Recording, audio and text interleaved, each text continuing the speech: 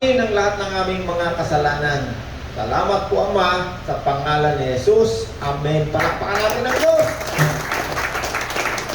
Ay umawit sa Panginoon. So, meron tayong dahilan para pasalamatan ng Panginoon, ano? Mabuti ang Diyos sa atin, ano? Malinaw ang mata natin, pag-iisip at katawan. O, kaya ngayong umaga, meron tayong dahilan para sambahin ng Panginoon. Amen. Hallelujah, purihin natin ang Panginoon. Awitin natin, salamat, salamat, Panginoon.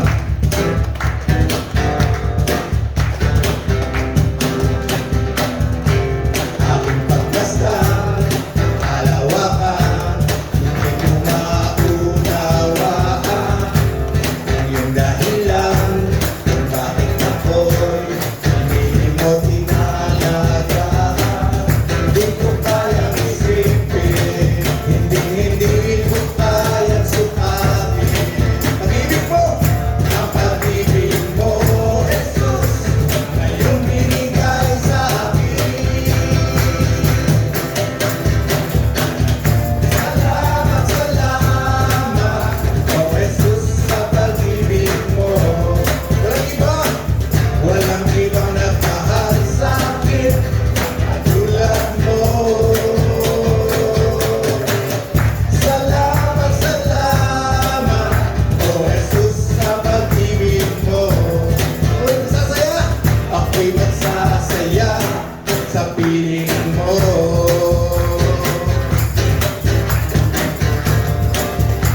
Kung may pagsubok man, kung may pagsubok man, o patikuan, ako ay may lalapitan. O Jesus, ang sandigan, di mo ko pababayaan.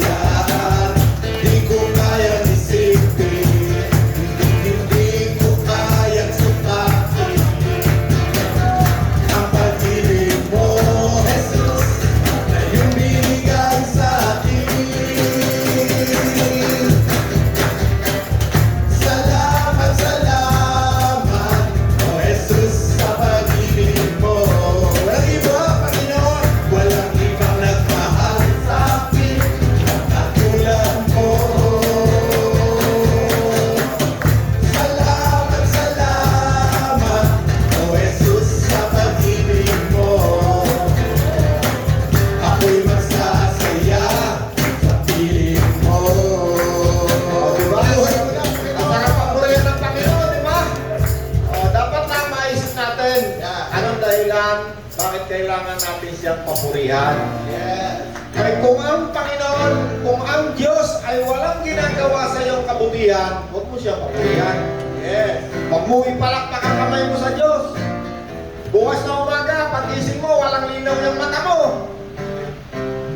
Sino naniniwala ang malinaw na paningin galing sa Diyos? Tignan nyo, nakataas na. Taas yung kamay nyo naniniwala ang linaw ng paningin nyo galing sa Diyos. Kasi pwede kayong hindi maniwala eh. Pwede nyo hindi pasalamatan ng Diyos. Pero pag-ising nyo bukas, huwag kayong hihingi ng paningin sa Diyos pag wala kayong paningin. Hey, pasalamatan natin yung Diyos.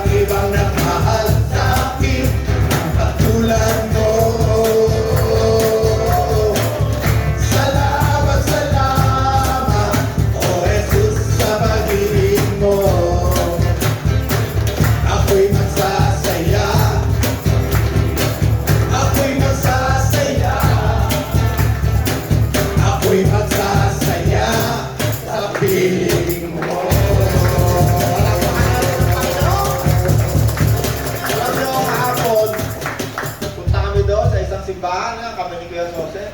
Yeah.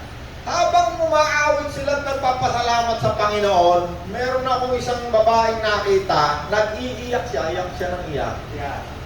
No, tinanong siya nung may tumanong yata eh. Yeah. Alam niyo, sagot, kasi naisip ko yung kabutihan ng Diyos sa buhay ko. Yeah. Siguro, ang tao, merong kaluluwa, espiritu, at katawan. Yung katawan na yan, yung laman. Yeah. Yung laman na yan, pag yan ay hindi niya naisip na magpuri sa Panginoon, nakaganyan lang yan. Yeah. Nakasimangot pa nga minsan yan eh. Yung iba, nagpupuri, nagpapasalamat. Ikaw, nakasimang. Ganala mo nga po, oh. Parang tinapay na minasa. Alam mo kung bakit? Kasi hindi mo naisip na merong mabuting ginawa ang Diyos sa buhay mo. Amen. Yeah. Hindi mo naisip, hindi pumasok sa isip mo na magpasalamat kasi wala ka naisip na ang Diyos may ginagawa sa buhay mo. Alam mo bakit ikaw ay masamang tao? Mabuti pa rin ang Diyos sa'yo. Yes. Yeah. Kahit ikaw ay masamang tao, no? Kahit kami ni tatay, masamang tao kami. Yeah. Kahit sabihin sa amin ng Diyos na huwag kang maglalaki, huwag kang magsisita, huwag kang gagawa ng kasalanan. Kahit kami gumagawa, ano, hindi ko sinabing gumagawa na kami, no? Although, minsan-minsan eh, hindi naman perfecto, talagang siguro nakakagawa. Pero humingi ng tawad, ano tayo? Kahit ikaw ay napakasamang tao, ang Diyos mabuti pa rin sa'yo. Right. Kasi sinabi ng Diyos sa Bible, napakarami na sinasabi. Kahit sa masasama, ako'y mabuti pa rin. Kaya kahit ikaw ay masamang tao, pwede ka pa rin magpasalamat sa Panginoon. Yes. Right. At alam mo ba, pag ikaw ay nagpapasalamat sa Panginoon, ang Panginoon yan eh, pag nagpapakain ka ng libo-libo, nagpapasalamat lang yan eh. Yeah. Ang Panginoon, pag yan ay nagpasalamat, yung isang pirasong isda, nagiging 1,000. Yeah. Pasalamat ka sa Panginoon, tingnan mo yung mga biyaya sa buhay mo, dadami, di mo alam saan ang gagaling. Yes. Right. Ano tay? O si tatay, wala naman trabaho yan. O, nagpapasalamat lang sa Panginoon yan, ano? Hindi ka naman, siguro nagutom, ano? Ikaw na, ano? O, bakit? Kapag marunong tayo magpasalamat. Pag-gising natin sa umaga, yan lang unang-una natin gawin. Yeah. Hindi naman mahirap magpasalamat. Pag-gising mo sa umaga, ibuka mo lang yung labi mo, sabihin mo, salamat Panginoon, nagising pa ako, wala pa ako sa impyerno. Yeah. Diba? Pag nasa Panginoon ka naman, sabihin mo, salamat Panginoon. Yeah. Nakaw, maririnig ko pa ang salita mo, mababasa ko pa. No, yung paningin, yung pandinig. No, sino sa inyo nakakarinig sa akin, taas ang kamay? Yung pandinig galing yan sa Diyos. Yeah. Pag ang isa dyan, pag-gising mo ng umaga, wala, hindi ka makakapunta rito. Wala kang trabaho. Ikaw ang pakakainin ng iyong anak o ng asawa mo. Yeah. Kaya dapat tayo magpasalamat para araw-araw meron tayong kalusugan. Sino sa inyo may gusto ng kalusugan? Amen. Kalusugan lang yan, basic lang yan. Sino sa inyo may gusto ng damit na masusuot sa katawan? Ng pagkain? Ng tahanan? Yes. Alam niyo yung mga bagay na binanggit ko na yan sa inyo, yan ang basic na kailangan ng tao. Pag si Kristo tinanggap mo, sabi ng Panginoon, ako bahala na. Sagot ko yan. Yeah. Tahanan, pagkain, damit, sabi ng Panginoon, sagot ko yan. Yes. Ang mga ibon nga sa langit, sabi ng Panginoon, pinapakain ko. Amen. Kung kayo'y anak ng Diyos, sabi ng Panginoon, Yeah. yung damit, pagkain, tirahan, sagot ng Panginoon. Yes. So sabi ng Panginoon, huwag kayong mag-alala dyan. Ang mga ibon nga, pinapakain ko yan. Yes. Walang namamatay dyan sa gutom, di naman nagtatrabaho yan, atay. Wala namang busluan niya para mag-ipon ng pagkain. Yes. Sabi ng Panginoon, kahit isa dyan, hindi mahuhulog yan sa gutom. Yes. Kayo pa kaya Yeah. na mga nilikha ng Diyos, Yes. na mga anak ng Diyos. Sino tumanggap kay Kristo? Taas ang kamay. Pag tinanggap mo si Kristo, ang tawag sa iyo ay anak ng Diyos. No? Hindi ka mas mahalaga ka kaysa sa isang pirasong ibon. Sino ang anak ng Diyos? Taas ang kamay. Pag anak ka ng Diyos, iingatan ka ng Diyos. Amen? Amen. Nagkakantay pa tayo. Isa pa? Ayan. Oo. Sige, mawit pa tayo sa Panginoon sa awit ng pagsamba. Katapatan mo, Diyos, tunay at dakila bago tayo makinig ng salita ng Diyos na tuloy-tuloy.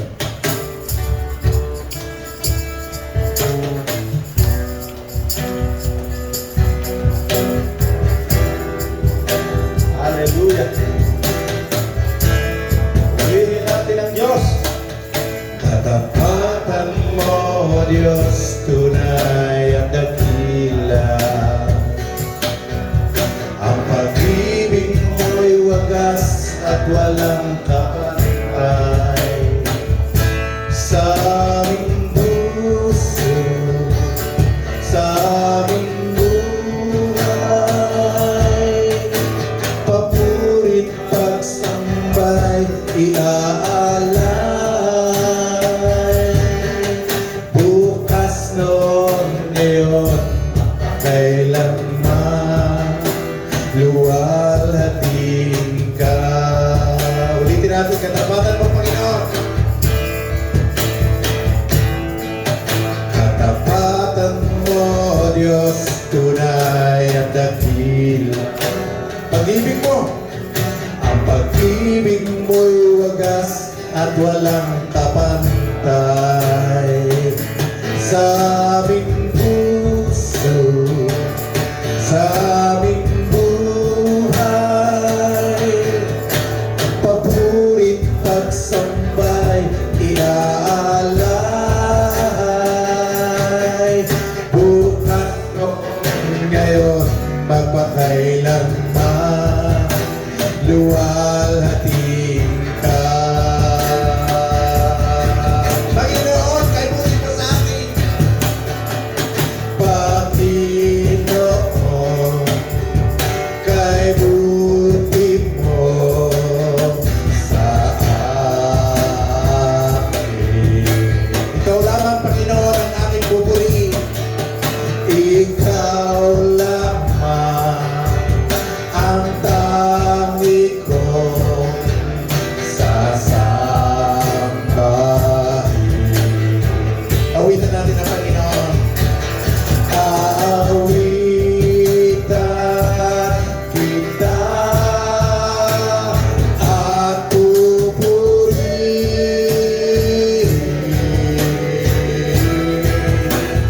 Panginoon, kay buti mo sa akin. Panginoon, kay buti mo sa akin, Panginoon.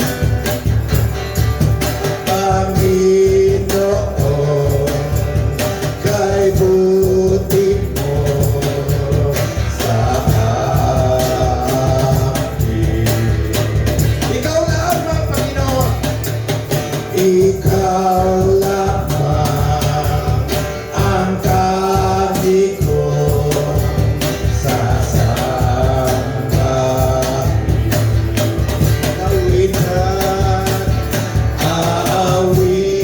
Aawitan kita at pupurihin.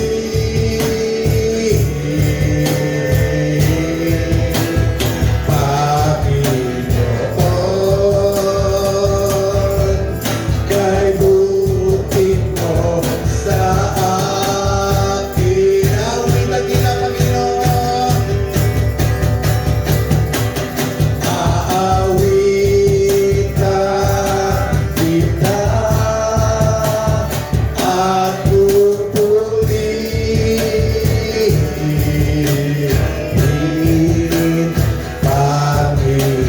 Panginoon, kay buti mo sa akin. Panginoon, Panginoon, kay buti mo sa akin.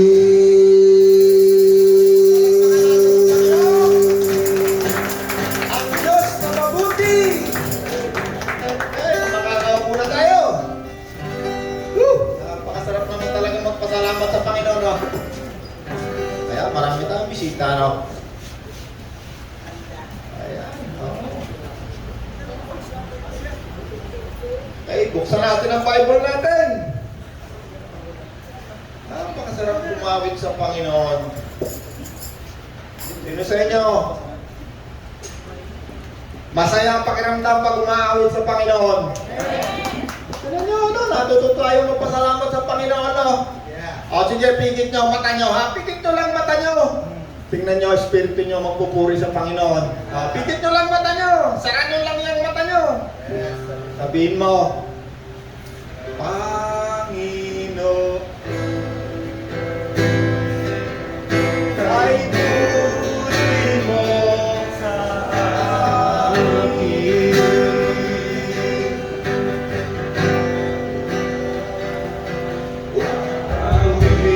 Ulitan lang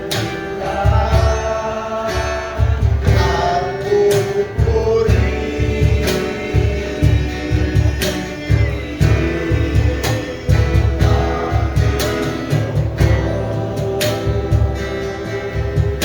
Kay tuloy mo sa akin. Hallelujah! Napakasarap magpuri sa Panginoon, ano? Palakpakan natin ang Panginoon. Woo! Sige. Kakain na tayo ng salita ng Diyos ngayon. Sa natin ang Bible natin sa unang Korinto 15:3. Yan, ang Panginoon na yung magpapakain niya sa atin ng mainit na tinapay. Yeah. Unang Korinto 15:3. Kaya Kuya Soseng, pakibasa. Sapagkat ibinibigay ko sa inyo bilang pinakamahalaga sa lahat ng tinanggap ko na si Kristo'y namatay dahil sa ating mga kasalanan tulad ng sinasabi sa kasulatan. Inilibing siya at muling nabuhay at sa ikatlong araw tulad din ng sinasabi sa kasulatan. Siya ay nagpakita kay Pedro, saka sa 12, at pagkatapos ay nagpakita siya sa mahigit na 500 kapatid na nagkakatipon, at marami sa kanila ay buhay pa hanggang ngayon. Amen. Subalit patay na ang ilan. Nagpakita rin siya kay Santiago at pagkatapos ay sa lahat ng mga apostol. Sa kahuli-hulihan, nagpakita din siya sa akin. Sabi ni Apostol Pablo, kahit na ako'y katulad ng isang batang isinilang nang wala sa panahon, sapagkat ako ang pinakahamak sa lahat ng apostol, at hindi nga ako karapat-dapat tawagin apostol, sapagkat inusig ko at pinagpapatay ang mga Hudyo na sumasampalataya kay Kristo, na tinatawag na Iglesia ng Diyos. Sino tumanggap kay Kristo? Amen. Ang tumanggap kay Kristo, tayo ang Iglesia ng Diyos, tayo ang templo. Amen. Tayo ang katawan ni Kristo. Nasaan ngayon si Kristo? Wala rito. Nasaan? Nasa langit. Ano ang narito sa atin? Espiritu mabuti ni Kristo. No, Nanay, alam ni Nanay Pachi. Nanay Pachi, anak ko yan. Ilang taon na kayo, Nanay Pachi? Abay, 79 na. Alam niyo ba trabaho ni Nanay Pachi? Abay, magbahagi ng salita ng Diyos. Kung saan saan nakakarating yan. Yung edad na yan, nakakarating pa kung saan saan. Walang trabaho yan. Salamat, Panginoon, ako'y binigyan mo ng malusog na katawan. Pag-isin niya sa umaga, lalagyan yan. Babahagi ng salita ng Diyos. Buhay pa hanggang ngayon. Hindi tumatalab ka ng COVID. Ang may COVID, niyayapos niya, pinapanalangin niyan. Pero totoo. Ilan na yung nabalitaan kung pinagpipray niyan, niyayapos niyan. Hindi nagkaka-COVID. Takot ang COVID. Hindi ko nga alam kung robot yan. Nanay na. May proteksyon, di ba? Laging kasama sa tagumpay ni Kristo. Yes. Yan ang aming verse kahapon eh. Laging kasama sa tagumpay ni Kristo. Tutuloy ko pa. Sana ba ako sa Verse 10. Ikaw sosoy, paki.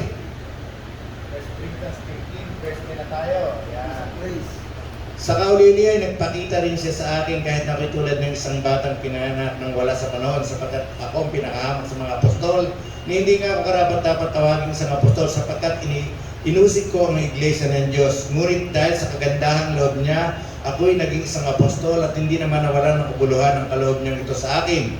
Katunayan, nagpakala ko ng higit kaysa sino man sa kanila. Subalit hindi ako dahil sa sarili hindi ito dahil sa sarili kong kakayahan, kundi dahil sa kagandahang loob ng Diyos na nasa akin. Kaya Amen. maging ako o sila, ako, ito ang pinapangaral namin at ito ang pinaniniwalaan ninyo. Amen. Ano raw yun? Ano raw yung pinapangaral ng isang napakatalino, isang napakagaling na tao? Si Kristo ay namatay dahil sa kasalanan ni tatay at kasalanan ni Roland. Sino sa inyo makasalanan? Taas ang kamay. O kung wala kang kasalanan, hindi para sa iyo namatay si Kristo. Kung inaamin mong ikaw ay dating makasalanan, si Kristo ay namatay dahil sa iyong kasalanan. Ano pa ang pinakamahalaga? Sabi niya Apostol Pablo. Si Apostol Pablo, siya ang nagsulat ng napakarami dito sa New Testament Bible natin. Halos kalahati, mahigit sa kalahati. Anong sabi ni Apostol Pablo? Sapagkat ibinigay ko sa inyo ang pinakamahalaga sa lahat ng mahalaga na tinanggap ko rin. Si Kristo ay namatay dahil sa ating mga kasalanan at tulad ng sinasabi sa kasulatan, siya ay inilibing, muling nabuhay sa ikatlong araw. Siya ay muling nabuhay. Inilibing, muling nabuhay sa ikatlong araw, tulad din ng sinasabi sa kasulatan, at siya ay nagpakita sa napakaraming tao. Sa katunayan, ako mismo, nakita ko ang Panginoon. Ako, pero ikaw ba, napaka-special na tao. Sa pangitain lang, vision. Yan ay ngayon ko lang ay bulala sa inyo. Siya ay puting-puti ang damit. Ang mata niya ay merong napakalinaw na liwanag na lumalabas. Nakala mo'y napakalaking spotlight. Napakaraming tao sa kanyang harapan na hindi mo malaman kung saan pupunta. Isa ako doon sa taong hindi ko malaman kung pupunta ko saan. Yung liwanag sa kanyang mga mata ay tumama sa akin habang ako'y naglalakad. Nakita ko ako ay lumapit sa kanya at lumuhod sa kanyang harapan. Alam niyo ang Panginoon kung nasaan ngayon? Nandiyan sa puso natin. Ang tawag sa kanya ay Espiritu Santo. Sino naniniwala ang Panginoon nasa iyo? Ano tawag mo sa Espiritu ng Panginoon na nasa sayo? Imposible naman tawagin mo siyang evil spirit. Espiritong banal. Kaya pag tinanggap mo si Kristo, meron pa bang mas makapangyarihang espiritu kaysa kay Kristo? Wala na.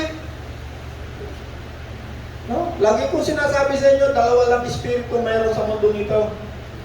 Espiritong mabuti, yan yung tinanggap natin. Yan ang pangako ng Diyos sa aklat ni Joel. Binanggit sa aklat ng mga gawa, sa huling araw, ibubuhos ko ang aking espiritu, sabi ng Diyos. Kasi nung nagsasalita ang Diyos dyan sa Genesis, lagi silang magkasama. Ang Diyos ay espiritu. Si Jesus, nung hindi pa siya nagkakatawang tao, siya ay espiritu din. At nung tinanggap natin si Kristo, no, yung verse natin kahapon, napakadami. Kung wala sa isang tao ang Espiritu ng Diyos, na siyang muling bumuhay kay Jesus, at siyang nag-upo sa kanya sa kanan ng Diyos, siya rin ang Espiritong bubuhay sa inyong mga katawang mamamatay. Ano nyo, ano? Ang Espiritu ng Diyos at ang Espiritu ni Kristo, si Kristo mismo, magkasama lagi, hindi nag-iwalay. Nung nag-umpisang mangaral ang Panginoon, bumaba ang Espiritu ng Diyos sa anyong kalapati. No? Kaya huwag kang magkukunwang si Jesus, maghihintay ka pa ng kalapati bababa sa'yo. Ang bilin ni Jesus nung siya'y umalis papunta sa langit, huwag kayo munang mangangaral sa kahit sino hanggang hindi nyo nakikita ang Espiritu'y nasa sa inyo na. Bilang apoy. Noong dumating na sa mga hentil, habang nangangaral si Pedro sa bahay ng sundalo na si Cornelio, habang sila ay nangangaral, ang mga tao'y tumanggap ng Espiritu Santo habang sila ay nakikinig. Bakit? May nangaral. Kapag may nangaral, merong makakarinig ng mabuting balita. Kapag nakarinig ng mabuting balita, mananampalataya. Kaya ang sabi ng salita ng Diyos, paano may mananampalataya kay Kristo kung walang mangangaral na katulad ni Nanay Pachi? Paano namang mangangaral si Nanay Pachi, si pastor, mga pastor, kung hindi sila isinusugo ng Diyos? O kay ganda pakmas ng mga paang nagbabahagi ng mabuting balita. Meron tayong mga gintong paa. Bakit ginto ang paa mo? Abay pa, hindi pwedeng nakawin yan, kayamanan yan, iingatan ng Diyos yan. Kaya si Nanay Pachi hindi tinatama ng COVID yan. Nanay Pachi, alam mo ba, dito sa aming Bible study, yung COVID na 4 na taon na, mag-a-4 na taon na. Hindi kami tumitigil, wala kaming lockdown. Sino na-COVID? Taas ang kamay. Nagka-COVID. Ayun, 1, 2, tsaka ako. Nagka-COVID ako. Ang pumalit sa kay si Ruth. 2 kami na COVID. Pero magaling na ako. Paggaling ko, ako ulit. Oh. Hindi naman ako nag-amoy usok. Hindi naman ako nasunog ng COVID. Nanay Pachi. No? Wala naman nangyari. Eh, sarap-sarap nga ng bakasyon ko. Halos 1 buwan akong nakabatab, kakain ako ng talaba, kung anong gusto kong kainin. Ako para ako prinsipe. Sabi ko, hindi lang ako nakaranas ganito kasarap na buhay. Pagdating ng umaga, magja-jogging ako. Ano tay? Ba't ako, tatawag pa ako sa mga pastor. May nakakain ba kayo dyan? Padala ko kay bigas. Ako pa rin patawag ko sa mga tao. Ano, may nakakain? Kasi naka-lockdown eh. Naku, oh, sino dyan na wala makakain? Punta kayo doon sa RCPJC, kay Ruth, meron doon pagkain. Tuwan-tuwa mga tao. Sabi ng mga barangay, ng mga mayor, meron lang, ito ba? Tatakbo ka pa ng mayor. Kaya pagdating mo ni Kristo, hindi ako mayor, baka ako'y gobernador. Hallelujah. Tinan nyo, ano, napakagandang basahin. Bakit? Ito ang pinakamaganda. Hindi mo kailangan mag-aral para ikaw hindi ko sinabing huwag kayo pumunta sa paaralan, no? Pero ang pangangaral ng mabuting balita, hindi mo kailangan pumasok sa eskwelahan ni Bishop, ni ganito, ni gano'n. Basic. Kaya nung ang Panginoon nagtatanong ang Panginoon kaharap niya yung mga disipulo niya Sino ako? Sabi ng mga tao. No, may sumagot Sumagot si Pastor Soseng. Sabi ni Pastor Soseng, ikaw ang anak ng buhay na Diyos.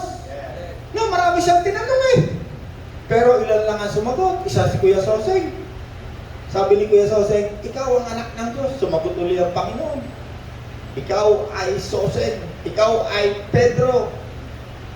At sa ibabaw ng batong ito, si Kristo, ikaw ay magtatayo ng mga iglesia ko. O kaya yan, daming church yan Ilan ang church mo? 3. Abay, tricycle driver lang yan. Hindi naman nag-aral kung saan sa mga eskwelahan yan. Ay naku, panahon ng COVID panay ang regalo nyo sa mga tao ng bigas. Napaka-blessed na simbahan ng daming, naku. Sino sa inyo, kilala si Kristo? Anak ng Diyos na buhay. Ay, kung sumagot kayo sa tanong ko kanina, nako, baka bukas. May simbahan na rin kayo. May church na rin. No? May natututunan pa tayo? May tutuloy ko lang sa 16. Kung hindi muling bubuhayin ang mga patay, hindi rin muling binuhay si Kristo. No? Napakahalaga kasi nito eh. Kailangan alam natin na si Kristo ay muling nabuhay. Dahil ito yung basis natin na tayo ay muli rin bubuhayin. Nay, no? Ay si nanay, pinagaling na sa cancer. Wala na cancer, huwag nyo nang hahanapin, ha? Wala naman taong hindi mamamatay, lahat tayo ay mamamatay. No, marami lang tao takot pag-usapan ng kamatayan, pero walang taong hindi mamamatay. Eh kung ako makakapili lang ako, paano ako mamamatay? Gusto ko stroke, mamaya patay na ako. Wala nang tubo-tubo dyan sa, wala nang aalagaan. Hindi nagagastos. Ano tay? Ikaw tay, kung papipilihan ka, paano ka mamamatay? Ano gusto mo? Aksidente, saksak, baril, ano gusto mo? Di ba? Tulog! Pag hindi ka na nagising, pagka chineck up yung katawan mo, sasabihin lang naman ng doktor, stroke. Oh. Dead on arrival, ganyan lang naman yan eh. Kung makakapili lang, o sino gusto pumili, paano sa mamamatay? Oh, kung makakapili lang naman, hindi naman sinabi ng Diyos na ikaw ay pumili. Pero siyempre, lahat tayo mamamatay, abe, gusto ko yung wala ng gastos. Hindi na ako alagaan ng pamilya ko, hindi na ako magpapahirap. Hindi na rin mahirapan ang katawan ko na nakaganyan ka sa ospital na ilang buwan ka na nakatiwang-wang doon. Hindi na nahihirapan ng pamilya mo, nasusubo-subuan ka pa, liligo-liguan ka, kakalitan ka pa ng tayo, pero ako, kung makakapili lang. Talaga naman ba ito tayo? Kung makakapili lang ako, kung sasabihin ko kay Lord, gusto ko, ganito ako pag ako namatay. Totoo lang, napakasarap pag-usapan ng kamatayan dahil pag ikaw ay namatay, pagmulat ng iyong espiritu mong katawan, nandun ka, si Kristo, makikita mo. Kung ikaw ay na kay Kristo, kung wala si Kristo sa buhay mo, pinakamasakit na pangyayari sa buhay ng isang tao. Kapagkat ikaw ay mawawalay na ng pangwalang hanggan sa Diyos. Natutunan tayo? O sino sa inyo gusto nang mamatay? Hindi ko sinabing pakamatay tayo, masama yun. Hindi sinabi ng Diyos na ang buhay mo nasa kamay mo. Ang buhay ng isang tao ay nakatala.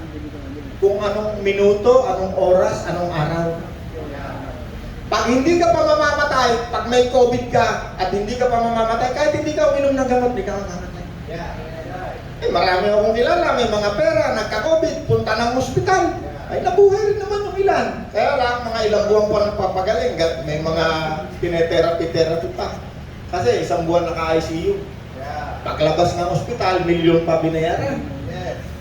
Samantalang yung hindi nagpa-ospital na walang pera, abay hindi ginamit ang pananampalataya. Abay after 6 days, 7 days, normal na ulit. Wala na si COVID. Sino naniniwala ang iyong buhay ay nakatala? Kahit tumalong ka dyan sa bubong na yan, pag hindi pa nakatala, hindi ka mamamatay, pilay-pilay ka lang magbagsak mo. Kahit magpakamatay ka, pag hindi pa oras, pag hindi ka mamamatay. Pero kahit sandanak mga pera mo, pag oras mo na, walang magagawa ang pera mo. Ikaw ay mamamatay. Kahit kagating ka lang ng langgam, mamamatay ka. Kahit natutulog ka lang sa bahay mo, babagsakan ka ng aeroplano, patay ka. Ito tayo naman kaya yan. Ako'y naniniwala ng at kakasulat yan sa Bible eh. Ang buhay ng bawat isa sa atin, kahit yung kapanganakan, tinagda ng Diyos. Hindi ka pa nga ginagawa sa tiyan ng nanay mo, sabi ng salita ng Diyos, ikaw ay itinakda ng Diyos ang iyong kapanganakan. Siya nga ang nagmomold ng iyong kinabukasan. May natutunan tayo? Okay. Oras na ba raw? Di pa? Nalayo pa. 16. Kung hindi muling binuhay ang mga patay, hindi rin muling binuhay si Kristo. Kaya napakahalaga itong muling pagkabuhay ni Kristo na tayo ay nananampalataya doon. At kung hindi muling binuhay si Kristo, kayo'y nananatili pa sa inyong mga kasalanan at walang katuturan ang inyong pananampalataya. Hindi lamang yan, lilitaw pa na ang lahat ng namatay na sumampalataya kay Kristo ay napahamak. Kung ang pag-asa natin kay Kristo ay para lamang sa buhay na ito, tayo na ang pinakakawawang tao sa mundong ito. Sino naniniwala kay Kristo na siya'y bibigyan ng buhay na masaya, buhay na masagana, iingatan ng Diyos habang ikaw ay nabubuhay? Kung hanggang dyan lang ang pananampalataya mo, sabi ni Apostol Pablo, ikaw na ang pinakakawawang tao. Ay niwala kayo, bibigyan tayo ng Panginoon ng bahay, pagkain, tirahan. Bakit? Pinangako ng Panginoon. Ang pananampalataya ay katiyakan. No? Pag ikaw ay mayroong pananampalataya, hindi siguro, ay siguro ako bibigyan ni Lord ng pagkain bukas. Sino sa inyo ang gutom na, namatay na sa gutom? Wala naman eh. Bakit? Isa yan sa pangako ng Diyos. Pagkain, sabi ng Diyos, mamatay sa gutom. Ibon nga pinapakain ko eh. Sa katotohanan nga, kahit hindi ka magtrabaho, hindi ka mamatay sa gutom eh. Pero hindi sinabi ng Diyos na huwag ka magtrabaho. Sabi ng Diyos, ang tamad, huwag pakainin. Sabi ng Diyos, ang tamad, huwag pakainin. Ang Diyos mo, ganyan. Yung sinabi ng Diyos, hindi naman ako nagsabi.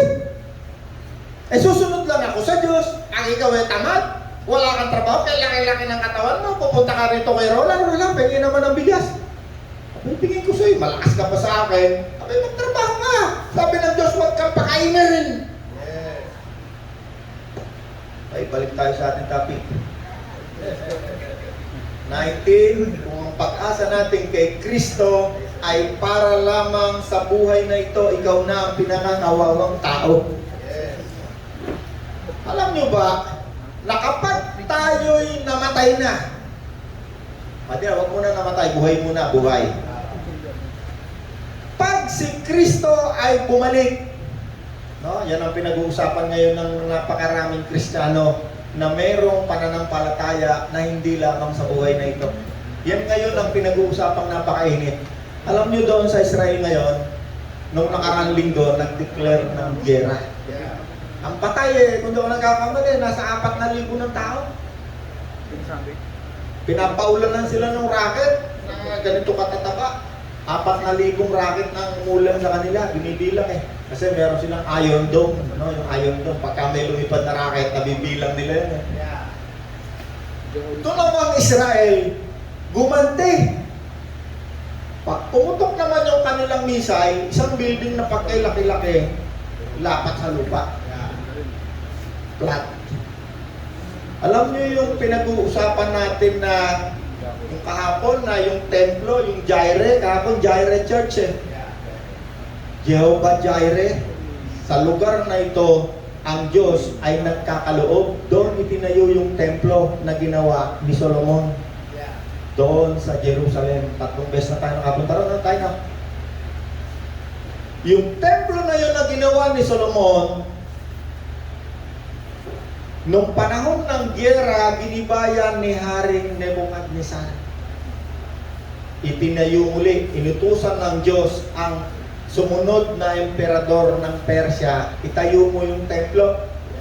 At yung gagamitin doon, lahat gamitin, kuhanin mo sa kayamanan mo at sa mga tax na nakukulimbat mo dyan. Ano ba ang Diyos? Pag nag-utos, ano? Kaya sabi ng mga pwedeng pastol, ay naku, pag wala kang ikapo, hindi kang bubuhay iglesia. Naku po. Naku po. Ang pananampalataya nila'y narito lang sa mundong ito. Hindi nakalampas. Nandun lang, nakabalot lang sa kanilang relihiyon. Pag yung sinasabi ni Kristo, lalampas na sa doktrina nila. Yung blue book na tinatawag doctrine ng lahat ng sekta. Hindi maniniwala kay Kristo yan. Sapagkat ang Espiritu ni Kristo, sabi ni Kristo, ang Espiritu, hindi yan matatanggap ng mga makasanlibutan dahil hindi nakikita. No? Kaya ngayon yung mga bad breath sino gusto tumanggap Espiritu Santo? Puntahan lahat sa ano pa. Ito, Espiritu Santo!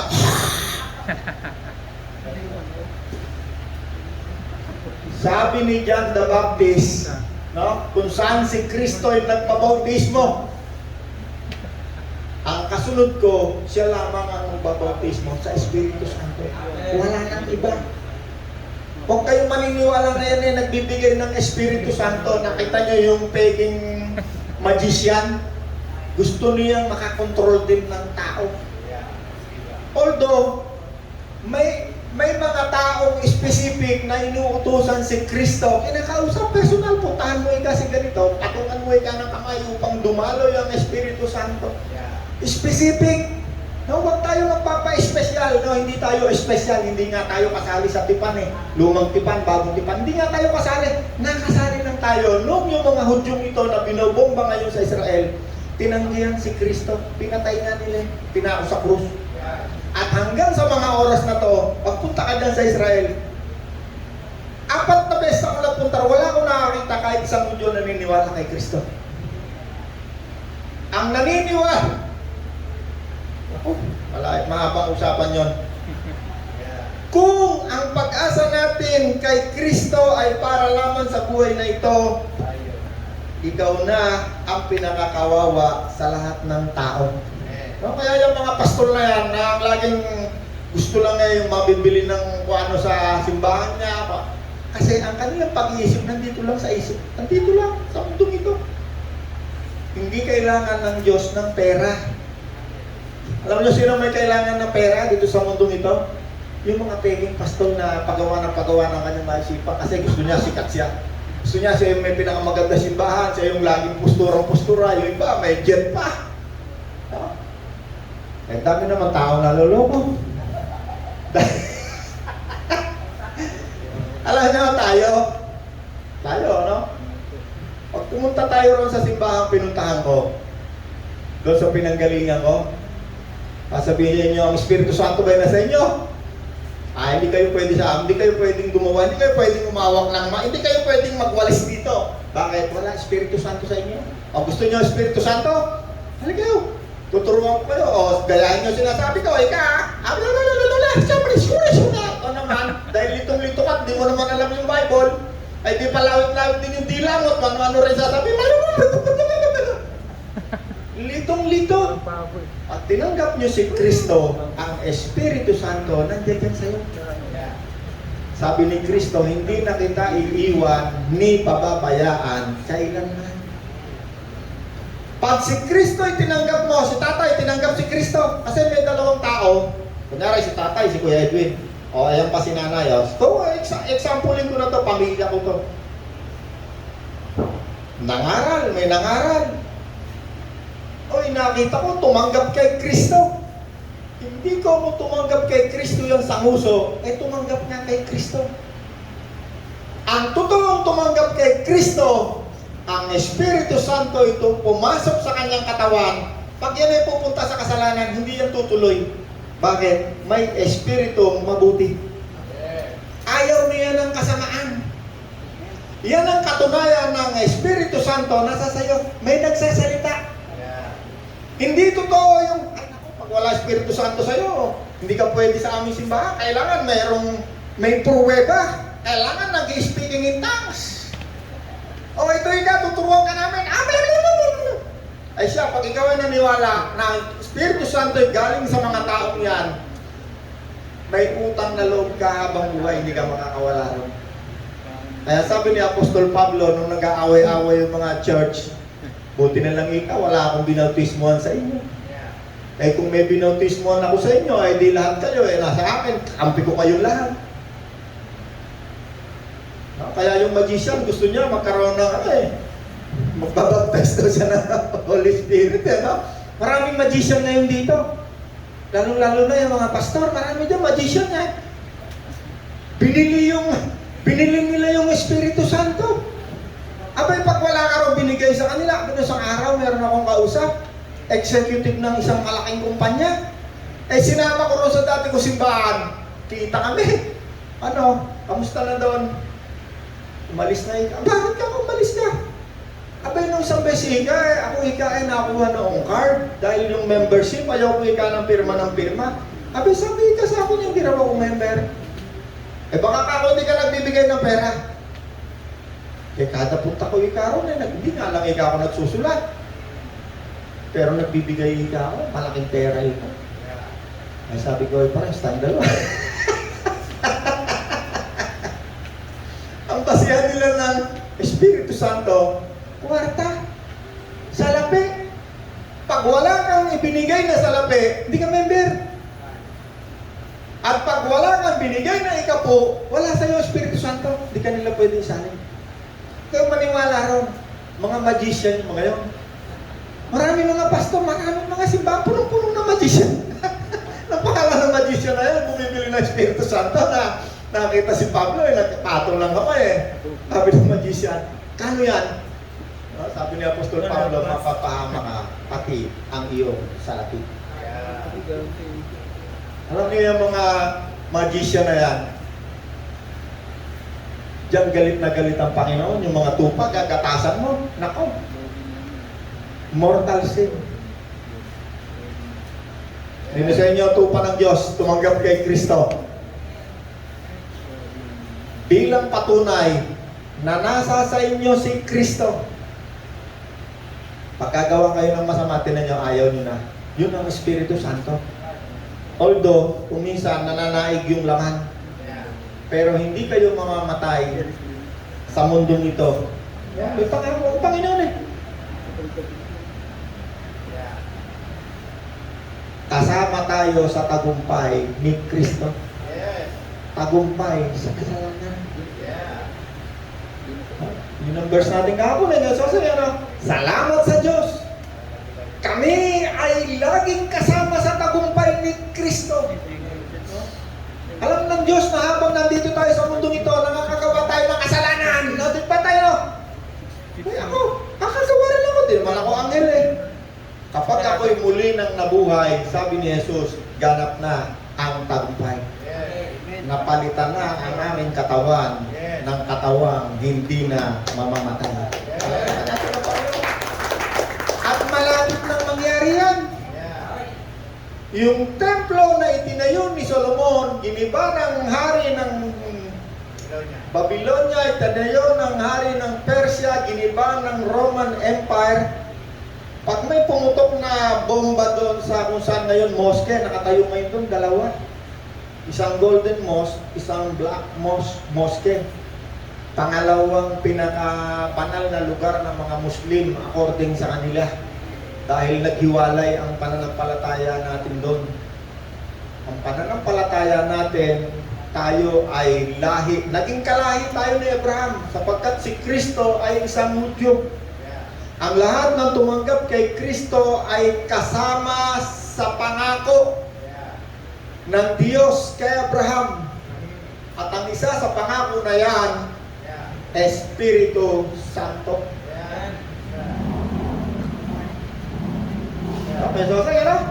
Espiritu Santo. Yan ang pinakamatinding pangako ng Diyos kay Abraham. Espiritu Santo sa lahat ng sumampalataya. Paano tayo tatanggap ng Espiritu Santo? Sa pamamagitan ng pananampalataya. Meron man tinanong si... Anong verse yun, Kuya Sosay? Galatia 3. Basahin mo, Kuya Sosay, maganda yun. Sabi ni Apostol Pablo, sa mga hentil na nangalat, paano nyo ba tinanggap ang Espiritu Santo? Kasi bumabalik sila doon sa batas ni Moses. May mga nangangaral kasi na kapag hindi kayo sumunod sa batas ni Moses, hindi kayo maliligtas. Kasama na nga yung ikapuna yan ngayon. Magiging daw magnanakaw kayo. Ano, hindi nila nalalaman yun. Nagtuturo sila ng... Ano yung verse niya? Sige, Galatia 3:5.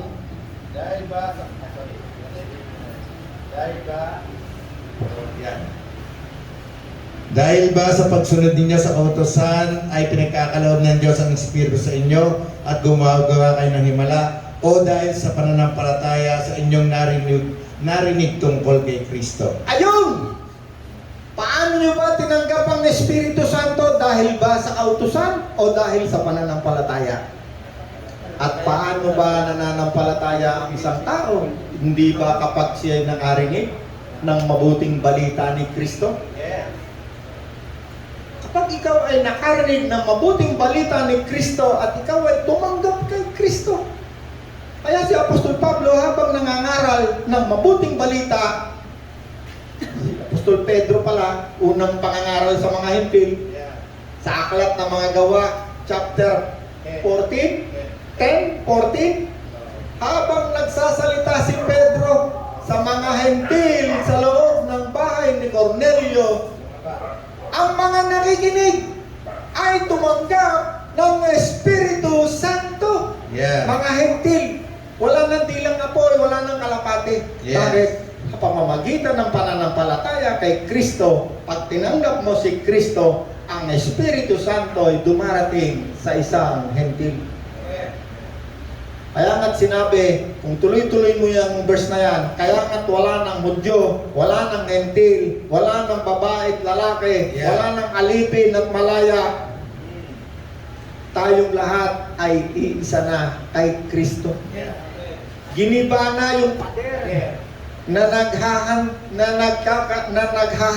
nagkakaroon ng pagitan sa mga Hentil at mga Hudyo. Mayroon na tayong access na tumawag, Abba Father! Dati hindi tayo nakakapanalangin. Mga Hudyo lang. Yun lang ang mga high priest ang pumapasok doon sa kabanal-banalan. Tayo mga Hentil, hindi tayo kasali. Ang tawag sa atin ng Bible, mga sinumpa, mga makasalanan. Nakasabi lang tayo dahil sa isang Hudyo ang pangalan, Kristo. Yan ang iniintay ko at sana hintayin nyo rin. Dahil pagbalik ni Kristo, yung katawan natin na yan, na buhay ngayon, papalitan ng katawang hindi na mamamatay. Kailangan lalampas yung pananampalataya natin dyan. Pag lumampas ng pananampalataya mo sa mundong ito, sa buhay na ito, hindi ka mahaharangan, hindi ka maikukulong ng reliyon mo. Yung mga doktrina mo, alam mo kung ano ang relasyon mo sa Diyos. Alam mo kung ano ang doktrina ng reliyon mo. Amen! Ay, konti pa, Rod, meron pa? Time out na raw. Sige, tuloy ko na lang, babasahin ko na. 22, sapagkat kung paanong mamamatay ang lahat dahil sa kanilang kaugnayan kay Adan, gayon din naman mabubuhay ang lahat dahil sa kanilang kaugnayan kay Kristo. 23, ngunit ang bawat isa ay may kanya-kanyang takdang panahon. Si Kristo ang pinakauna sa lahat, pagkatapos ang mga na kay Kristo sa panahon ng pagparito niya. 24, at darating ang wakas kapag naibigay na ni Kristo ang kaharian sa Diyos Ama. Unang Korinto 15:24. Sapagkat si Kristo ay dapat maghari hanggang sa malupit niya at lubusang mapasuko ang kanyang mga kaaway. 26. Ang kahuli-hulihang kaaway na kanyang lulupigin ay ang kamatayan. Amen. Yes. May natutunan tayo ngayong umaga. Yes. Paano pa ako? Konti pa. Sa 27, ganito ang sinasabi ng Diyos sa kasulatan, ang lahat ng bagay ay lubusang ipinailalim ng Diyos sa kanyang kapangyarihan. Ngunit sa salitang lahat ng bagay, malinaw na hindi kasama rito ang Diyos na naglagay sa kanya ng lahat ng bagay sa ilalim ng kapangyarihan ni Kristo. Malinaw naman, ano din mga kailangan yung paliwanag na. Kalinaw-linaw. Alam niyo ang Bible, ito isang paliwanag na. Hindi mo na kailangan magpaliwanag kasi ito'y napakaliwanag na. Lalong-lalo na sa isang taong may espiritu ni Kristo. Yeah. Pag di ba? At kapag ang lahat ng bagay ay na nasa kapangyarihan na ng anak, ipapailalim naman siya sa kapangyarihan ng Diyos na naglagay sa kanya ng lahat ng bagay sa ilalim ng kapangyarihan niya. Sa gayon, ang Diyos ay mangingibabaw sa lahat. Yeah. 32, kung hindi rin lang bubuhayin muli ang mga patay, mabuti pang sundin na lamang natin ang kasabihang ito. Kumain tayo, tuminom, sapagkat bukas naman tayo mamamatay. Sino naniniwala kahit mamatay ka, muli kang bubuhayin? Amen. Ang Panginoon nagtatanong lagi dyan eh. At kung ikaw ay sumasampalataya kay Kristo, sabi niya, hindi ka na mamamatay kailanman. Yes. Ang tinutukoy niya yung iyong espiritu at kaluluwa. Pag namatay ang katawan, wala pa si Kristo, pupunta yan kung saan naroon si Kristo. Paano makakapunta? Yung espiritong tinanggap mo, yun ang the way. Kaya sinabi ni Jesus, I am the way going to heaven. Hindi ka maliligaw. Pag namatay ka, hindi ka maliligaw. Pupunta ka doon kung saan naroon ang katawan ni Kristo, kung saan naroon ng Diyos. Hindi ka maliligaw. Kung kilala mo si Kristo, pero kung hindi mo kilala si Kristo at hindi mo tinanggap si Kristo, sabi ni Kristo, walang makakapunta doon sa Diyos. Kung hindi, sa pamamagitan ko lamang. Sino sa inyo tumanggap na kay Kristo? Okay, kung hindi pa, tanggapin mo na. Ngayon na. Sabihin mo, Panginoong Jesus, tinatanggap kitang Panginoon at tagapagligtas. Tinatanggap kita, pumasok ka sa aking puso ngayon. Ipatawad mo po sa akin ang lahat ng aking kasalanan. Ako'y naniniwala na ikaw ay namatay at muling nabuhay.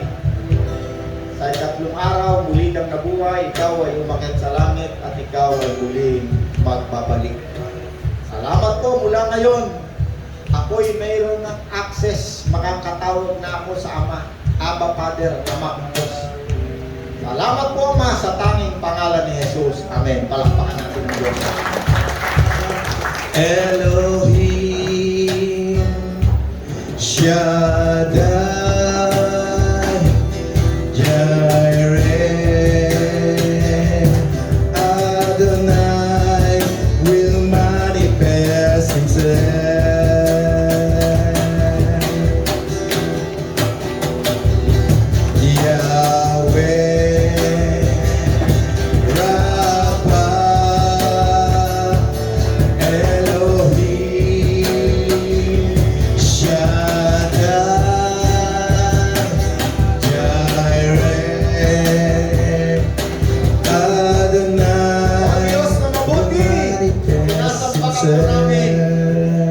Nakita mo po, Panginoon, ang mga taong sumamba sa iyo at nagpasalamat katulad ng pulubing ito, ng isang pulubi na iyong ginawang halimbawa na nagbigay ng kusilo.